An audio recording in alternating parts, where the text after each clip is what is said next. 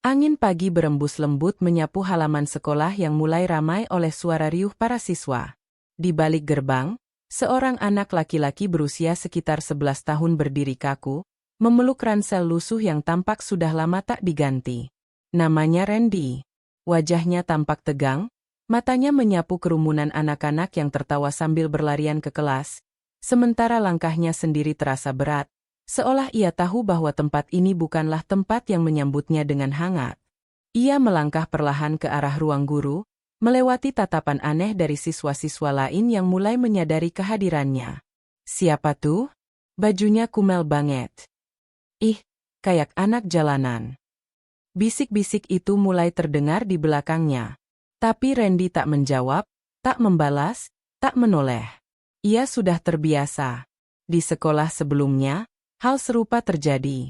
Namun bukan karena dia tak peduli, melainkan karena ia sudah belajar untuk menyimpan semuanya di dalam hati.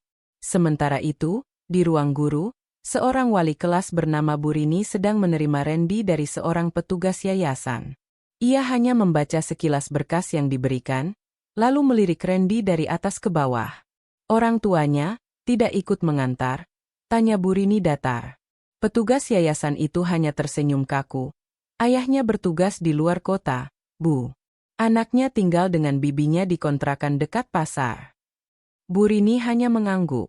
Tak ada senyuman sambutan, tak ada sapaan hangat. Randy diminta langsung menuju kelas 5B. Saat Randy masuk ke dalam kelas, semua anak langsung terdiam. Beberapa mulai berbisik, beberapa justru tertawa menahan ejekan. Pakaiannya tampak lusuh, sepatunya robek di ujung, dan rambutnya acak-acakan seolah tak sempat disisir pagi itu. Silakan kenalkan dirimu, kata Burini singkat. Randy maju ke depan, menatap papan tulis, lalu menoleh perlahan ke arah teman-teman sekelasnya. Nama saya, Reni. Hanya itu. Suaranya pelan dan matanya menunduk. Tak ada yang bertepuk tangan, tak ada yang menyambut. Bahkan Burini langsung memintanya duduk di kursi paling belakang, dekat jendela yang sedikit rusak. Sepanjang pelajaran berlangsung, beberapa anak di depannya mulai melemparkan kertas ke arahnya. Ada yang menulis, pemulung, dan menempelkannya di kursinya. Randy hanya diam. Saat istirahat, ia duduk sendirian di bawah pohon mangga yang sudah tua di pojok halaman. Ia membuka bekal, sebungkus nasi putih dan sambal teri yang dibungkus kertas koran. Ia makan perlahan, tak menoleh ke siapapun. Hei, kamu makan makanan basi ya? Pantesan bau? Anak-anak lain tertawa. Tapi Randy tetap diam. Ia hanya menutup kotaknya perlahan dan menatap langit biru yang dipenuhi awan. Dalam hati ia berkata, Ayah, semoga tugas ayah selesai cepat. Aku rindu. Hari-hari berlalu, dan Randy mulai terbiasa dengan rutinitas yang penuh luka. Ia datang paling awal, dan pulang paling akhir. Bukan karena rajin, tapi karena ia ingin menghindari tatapan yang menusuk lebih tajam dari ujung pensil. Tak ada yang menyapanya, tak ada yang mengajaknya bermain. Ia seperti bayangan di tengah keramaian. Di kelas, ia selalu duduk di pojok. Buku tulisnya penuh coretan sendiri, bukan dari pelajaran, tapi gambar-gambar kecil yang ia buat diam-diam. Sebuah keluarga kecil, ayah, ibu, dan anak yang memegang layang-layang. Dalam semua gambar itu, anak itu selalu tersenyum. Pada suatu siang, saat jam istirahat, Randy pergi ke perpustakaan. Bukan untuk membaca, tapi karena disitulah satu-satunya tempat sunyi tanpa suara cemoohan. Ia duduk di pojok, membuka buku tebal tentang pahlawan nasional. Matanya tertuju pada satu foto, seorang tentara yang gagah berdiri di medan perang. Kau ingin jadi tentara? Tanya suara lembut tiba-tiba. Randy menoleh. Seorang petugas perpustakaan, pria berumur sekitar 50-an, sedang menyusun buku. Iya, Pak. Seperti ayah saya, jawab Randy pelan. Pria itu tersenyum tipis. Ayahmu tentara? Randy mengangguk, matanya berbinar. Tapi beliau sedang jauh. Tugas luar negeri. Sudah lama tidak pulang. Wah, hebat, ya, kata petugas itu sambil menepuk pundaknya. Itulah kali pertama dalam berminggu-minggu, Randy merasa seperti manusia. Seseorang akhirnya berbicara dengannya bukan untuk mengolok. Tapi di luar perpustakaan, dunia masih kejam. Sore itu, ketika Randy keluar dari sekolah, ia dihampiri dua anak nakal kelas 6, Dika dan Bimo.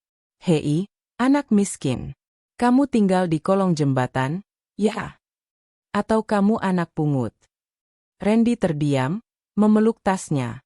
Ia ingin lari, tapi Dika menarik tasnya, dan Bimo menumpahkan sisa air botol ke atas kepalanya. "Biar kamu bersih, tuh." Tertawa mereka mengiringi langkah Randy yang basah kuyup menuju gerbang. Sampai di rumah kontrakan bibinya yang sempit, Randy duduk di lantai. Bibinya sedang menjahit pakaian pesanan orang. Tanpa suara, Randy mengganti baju, mengambil buku gambarnya, dan mulai menggambar lagi. Kali ini, ia menggambar dirinya, berdiri di tengah lapangan sekolah, dengan senyum besar, dan semua anak memberinya tepuk tangan. Tapi air matanya jatuh tanpa izin. Ia menghapusnya diam-diam, dan berkata lirih, "Ayah, kapan ayah pulang? Aku lelah." Pagi itu, langit tampak kelabu. Hujan turun sejak subuh, membuat halaman sekolah berubah menjadi genangan lumpur. Randy datang seperti biasa, payung kecil pinjaman bibinya nyaris roboh tertiup angin. Sepatunya basah, ujungnya robek dan menyisakan kaos kaki kusam yang menggigil kedinginan. Saat ia hendak masuk ke kelas, kakinya terpeleset di tangga licin dan terjatuh. Buku-bukunya terjatuh ke tanah. Beberapa anak yang melihat hanya tertawa. Itu dia si bocah miskin jatuh. "Kalau punya sepatu bagus, nggak bakal kepleset, Randy." Tawa itu memekakkan telinga. Tapi seseorang tidak ikut tertawa. Seorang anak perempuan bernama Naila, duduk diam di bangkunya, menatap Randy dengan sorot mata iba. Ia ingin menolong, tapi ragu. Ia anak dari keluarga kaya, bisa jadi akan diejek juga jika mendekat. Tapi ada sesuatu di dalam dirinya yang menolak diam. Saat istirahat, ketika semua anak berkumpul di kantin, Naila pelan-pelan berjalan ke arah bangku Randy di pojok taman. Ia membawa satu buah roti isi dan susu kotak. "Randy, ini buat kamu." Randy menoleh cepat, bingung. Matanya langsung menunduk. Aku nggak minta kok." "Aku tahu," kata Naila tersenyum. "Tapi kamu butuh." Randy menerimanya perlahan. Tangannya gemetar, dan matanya berkaca-kaca. "Terima kasih." Itulah kali pertama dalam waktu lama, Randy merasa hangat. Bukan karena makanan, tapi karena ada orang yang memperlakukannya layaknya manusia. Seorang teman. Satu saja cukup. Namun kebaikan tak selalu diterima semua orang. Saat Naila kembali ke kelas, Dika melihatnya dan langsung berkomentar sinis. "Loh, Naila sekarang temenan sama anak gembel. Jangan-jangan kamu juga mau jadi pemulung?" Naila membalas tenang, tapi tegas. Lebih baik berteman dengan orang miskin yang baik hati, daripada orang kaya yang hatinya kotor. Kalimat itu membuat suasana kelas sejenak hening. Dika hanya mendengus dan melirik tajam, sementara Naila duduk kembali di bangkunya tanpa rasa takut. Malam harinya, di rumah kontrakan, Randy menulis di halaman belakang buku gambarnya, "Hari ini, aku punya teman." Di samping tulisan itu, ia menggambar dua orang anak sedang duduk bersama di bawah pohon. Wajah mereka tersenyum. Dan di balik gambar itu, ada sosok samar, seorang pria bertopi militer, menjaga mereka dari kejauhan. "Ayah, aku akan terus kuat. Seperti yang ayah ajarkan." Hari-hari berikutnya, kehadiran Naila di sisi Randy mulai menjadi pembicaraan. Walau hanya sesekali, Naila kini duduk sebangku dengannya saat belajar kelompok, atau berbagi pensil saat alat tulis Randy habis. Tapi itu justru membuat situasi semakin sulit bagi Randy. Cibiran datang dari berbagai arah. "Ih, Naila kayak nggak punya teman lain aja. Dia tuh cuma numpang hidup. Naila, sadar dong. Hati-hati ketularan miskin, loh." Namun Naila tidak peduli. Ia tahu, Randy menyimpan sesuatu yang besar dalam dirinya, bukan harta, tapi keteguhan hati yang luar biasa. Setiap hari Naila memperhatikan bagaimana Randy tetap belajar serius, tak pernah mengeluh, dan selalu membantu guru meski tak pernah dipuji. Suatu hari, sekolah mengadakan lomba pidato dalam rangka Hari Pendidikan Nasional. Setiap murid boleh ikut. Hadiahnya bukan uang, tapi kesempatan untuk berbicara di upacara hari Senin depan. Randy mendengar pengumuman itu, dan hatinya tergugah. Ia menulis pidatonya diam-diam malam itu. Di kertas sobek dari buku bekas, ia menuliskan satu judul besar. Pendidikan untuk anak yang tak punya apa-apa. Keesokan harinya, ia mengumpulkan kertas itu ke panitia lomba. Tapi Bu Rini hanya menatapnya tajam. Kamu yakin, Randy? Kamu mau ikut? Bukannya kamu, anak baru yang masih banyak tertinggal. Randy hanya mengangguk. Saya ingin bicara, Bu. Sekali saja. Bu Rini tidak menjawab. Ia hanya mengambil kertas itu tanpa ekspresi. Hari lomba pun tiba. Satu persatu siswa tampil dengan gaya percaya diri, kostum rapi, dan bahasa mewah. Naila tampil dengan baik, dan mendapat tepuk tangan meriah. Randy menunggu gilirannya di bangku pojok, berpeluh, menggenggam naskah lusuh yang kini sudah penuh lipatan dan noda air. Saat namanya dipanggil, ruangan mulai riuh. Beberapa anak langsung cekikikan. Wah, si gembel mau pidato. Pasti bahas cara ngais sampah. Tapi Randy berdiri. Ia melangkah maju. Tubuhnya gemetar, tapi matanya menatap lurus ke depan. Ia berdiri di panggung kecil aula sekolah, dengan kertas yang hampir robek di tangan. Lalu ia mulai bicara. Nama saya Randy. Saya mungkin tidak punya sepatu baru. Tidak punya uang jajan. Tidak punya mobil antar jemput. Tapi saya punya impian, dan telinga saya cukup kuat untuk mendengar semua hinaan. Saya percaya, sekolah ini bukan hanya untuk anak kaya, tapi untuk semua anak yang ingin belajar, agar suatu hari nanti, dunia bisa mendengar suara kami, anak-anak yang sering diabaikan. Karena suatu saat nanti, mungkin salah satu dari kami akan berdiri di tempat tertinggi, dan kalian akan berkata, kami pernah mengejeknya dulu. Seluruh ruangan hening. Tidak ada tawa. Tidak ada suara. Bahkan guru-guru saling berpandangan, terdiam oleh kalimat yang keluar dari anak yang selama ini dianggap tak layak dilihat. Dan saat Randy turun dari panggung, hanya satu suara yang terdengar. Tepuk tangan. Dari Naila. Berdiri. Tersenyum. Dan kemudian, satu persatu anak lain ikut berdiri, dan bertepuk tangan.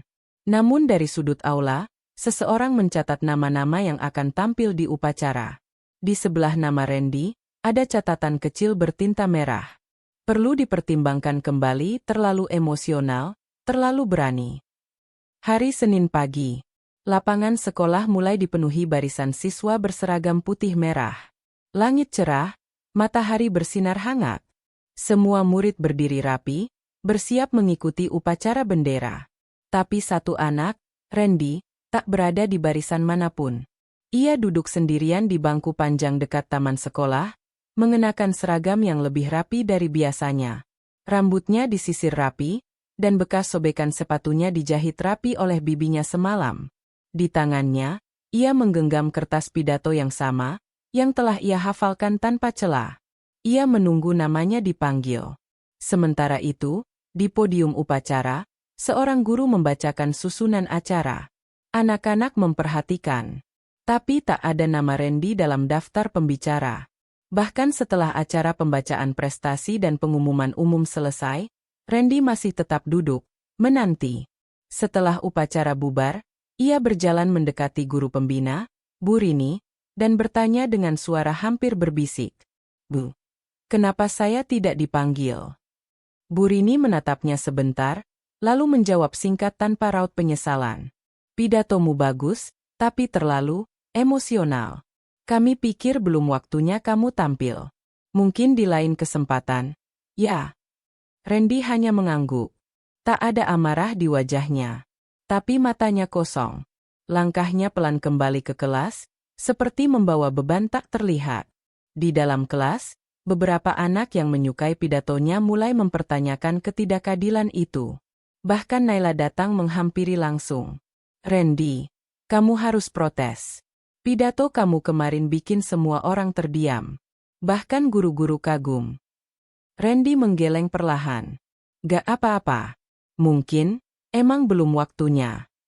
Tapi kamu layak, Rand. Aku cuma anak kontrakan. Nay. Mereka cuma pengen yang pantas di atas panggung. Hari itu, Randy pulang lebih cepat.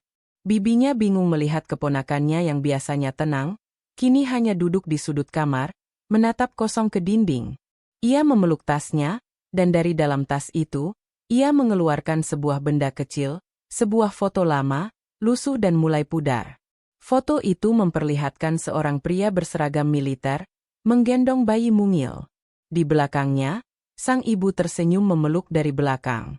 Foto itu satu-satunya yang tersisa dari rumah kecil mereka dulu, sebelum terbakar dalam insiden yang memaksa ayah Randy pergi jauh untuk bertugas, dan ibunya pergi selamanya. Ayah, kenapa aku harus terus diam? Bisiknya lirih. Kenapa semua pintu tertutup, bahkan ketika aku sudah mengetuk sekuat yang aku bisa? Malam itu, langit gerimis. Dan di langit-langit kota kecil itu, petir menyambar sesekali, seolah menggambarkan badai kecil yang sedang berkecamuk dalam hati seorang anak laki-laki berjiwa baja. Di halaman belakang kontrakan, Randy berdiri menghadap langit. Ia mengangkat tangan dan berkata, "Aku akan buktikan, Ayah, bahwa suara anak kecil yang tak dianggap pun, suatu hari akan mengguncang dunia." 3 hari setelah upacara yang menorehkan luka dalam di hati Randy, suasana sekolah tampak berbeda. Sejak pagi, guru-guru tampak sibuk, bolak-balik dari kantor ke aula. Beberapa murid membicarakan sesuatu dengan antusias. Katanya bakal ada tamu penting hari ini. Orang dari luar negeri? Ya. Enggak. Kayaknya pejabat militer deh, denger-denger pahlawan nasional gitu. Namun Randy tak terlalu peduli. Ia duduk di bangkunya seperti biasa, memandangi jendela. Hatinya masih berat. Tapi satu hal yang terus ia genggam erat, mimpinya. Ia kini mulai menulis ulang pidatonya, bukan untuk lomba, tapi untuk dirinya sendiri. Untuk meyakinkan dirinya bahwa suaranya tetap penting, meski tak terdengar oleh dunia. Saat jam pelajaran keempat, bel berbunyi tak seperti biasa. Bu Rini masuk ke kelas dan berkata, "Anak-anak, kita semua diminta ke aula sekarang. Ada tamu negara yang akan berkunjung ke sekolah kita." Semua murid bersorak, kecuali satu. Randy bangkit perlahan, memasukkan bukunya, dan berjalan di belakang barisan. Ia tak tahu bahwa hari ini akan menjadi hari yang mengubah seluruh hidupnya. Aula sudah penuh. Bendera merah putih berdiri tegak di panggung. Kepala sekolah berdiri di samping seorang pria berseragam militer lengkap. Tubuh pria itu tegap, berkulit sawo matang, wajahnya tegas, dan dadanya penuh medali. Suara berbisik segera terdengar di seluruh ruangan. Itu Kolonel Ardiansyah. Dia yang bertugas di perbatasan, kan? Iya, katanya habis dari misi perdamaian di luar negeri. Kepala sekolah lalu memberi sambutan, memuji dedikasi sang tamu yang dianggap sebagai inspirasi bagi para siswa. Tapi sesuatu yang aneh terjadi saat Kolonel Ardiansyah berdiri untuk memberikan pidato. Alih-alih langsung berbicara, pandangan sang kolonel menyapu seluruh ruangan. Matanya tajam, menelusuri wajah demi wajah, hingga akhirnya berhenti pada satu titik. Wajahnya berubah. Matanya melembut, bibirnya bergetar menahan sesuatu. Ia menatap lurus ke arah Randy. Beberapa guru mulai menoleh. Anak-anak mengikuti arah pandangan sang kolonel. Randy yang awalnya menunduk, perlahan mengangkat kepalanya. Mata mereka bertemu. Sejenak, dunia seperti berhenti. "Randy?" Suara berat sang kolonel terdengar. Randy membeku. Tangannya bergetar. Air matanya langsung menggenang tanpa bisa dicegah. "Ayah?" Kolonel Ardiansyah turun dari panggung. Langkahnya cepat, pasti. Dan di hadapan seluruh siswa dan guru yang kini terpaku diam, ia memeluk Randy erat. Tangannya melindungi, menutup seluruh tubuh kecil itu. "Maaf, ayah terlalu lama pergi." Seluruh aula hening. Naila menutup mulutnya, tak percaya. Guru-guru saling memandang, sebagian mulai meneteskan air mata. Bahkan Dika dan Bimo, yang biasa mengejek, terpaku di tempatnya, wajah mereka tak lagi angkuh. Kolonel Ardiansyah menoleh ke arah kerumunan, lalu berkata lantang, "Ini anak saya. Seorang pejuang kecil, yang jauh lebih kuat dari yang kalian kira." Tepuk tangan meledak. Tapi bukan tepuk tangan biasa. Itu adalah suara penyesalan, kekaguman, dan haru, yang tak mampu dijelaskan dengan kata. Dan Randy, untuk pertama kalinya, menangis, bukan karena sedih, tapi karena akhirnya, dunia mendengar suaranya. Setelah pelukan panjang yang menggetarkan aula sekolah, Kolonel Ardiansyah menggandeng tangan kecil Randy dan mengajaknya ke panggung. Semua mata tertuju pada keduanya, seolah baru menyadari bahwa selama ini, ada sesuatu yang sangat besar tersembunyi di balik sosok kecil yang setiap hari mereka remehkan. "Saya datang ke sini bukan hanya sebagai seorang tentara, tapi sebagai seorang ayah." Suara kolonel menggelegar, namun tenang. Ia melanjutkan pidatonya, bukan dengan naskah protokoler, tetapi dengan suara hati yang tulus. "Anak saya ini, ya, yang kalian ejek, yang kalian anggap tak layak duduk sejajar, telah lebih dulu menjadi prajurit jauh sebelum saya kembali. Ia bertempur setiap hari, bukan dengan senjata, tapi dengan kesabaran. Ia berdiri di medan perang bernama ejekan dan diskriminasi. Dan ia menang, tanpa melawan." Ruangan kembali hening. Naila menunduk, menahan tangis haru.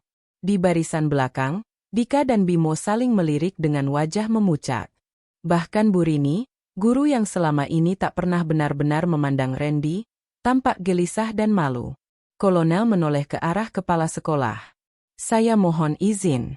Bolehkan anak saya bicara di depan teman-temannya?" Kepala sekolah hanya mengangguk pelan. Wajahnya sudah dibasahi keringat dingin dan rasa malu. Randy berdiri di depan mikrofon. Untuk pertama kalinya, bukan karena paksaan, bukan karena perlombaan, tapi karena semua orang ingin mendengarnya. Ia membuka lembaran pidatonya yang telah lusuh. Tapi sebelum ia mulai membaca, ia melipat kertas itu, dan berbicara langsung dari hati. "Dulu saya pikir," suara saya kecil. "Saya pikir, tak ada yang mau mendengarkan saya. Saya hampir menyerah. Tapi satu hal yang ayah selalu ajarkan lewat suratnya." Ia menoleh ke arah sang ayah, lalu kembali memandang seluruh aula. Adalah bahwa keadilan itu tidak selalu datang cepat. Tapi ketika datang, ia akan datang dengan suara yang lebih besar dari semua hinaan. "Hari ini saya tidak mau kalian minta maaf pada saya. Tapi saya ingin kalian ingat, bahwa setiap orang yang kalian remehkan, mungkin menyimpan kisah yang lebih besar dari yang kalian bayangkan." Tangis terdengar dari beberapa sudut.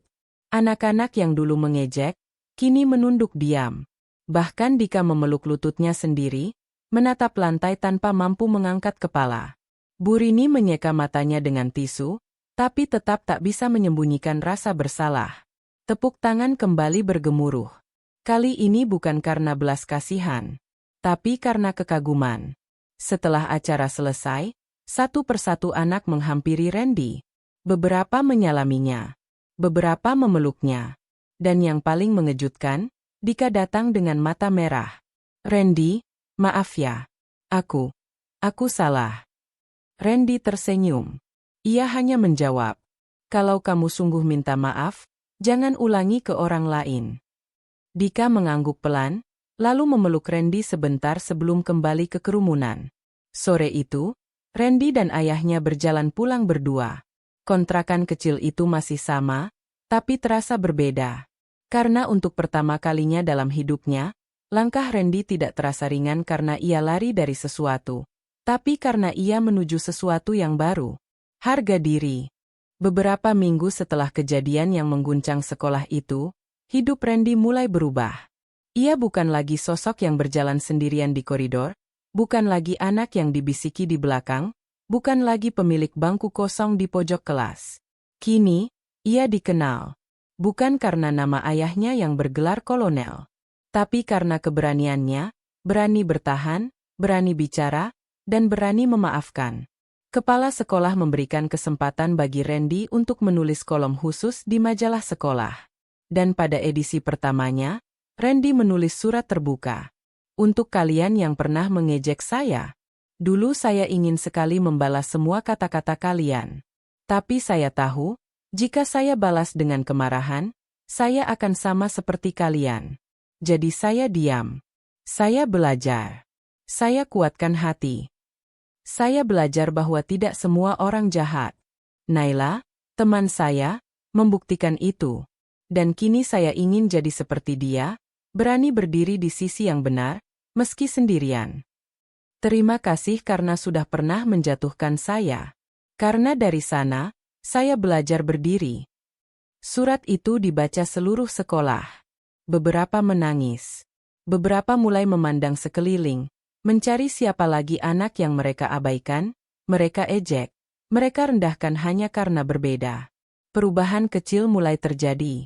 Randy tidak menjadi terkenal. Ia tidak tampil di televisi. Tapi suaranya telah menembus dinding yang selama ini terlalu tebal untuk didobrak dengan teriakan. Ia menembusnya dengan keberanian. Di rumah kecilnya, kini ayahnya sering pulang. Setiap malam, mereka makan bersama.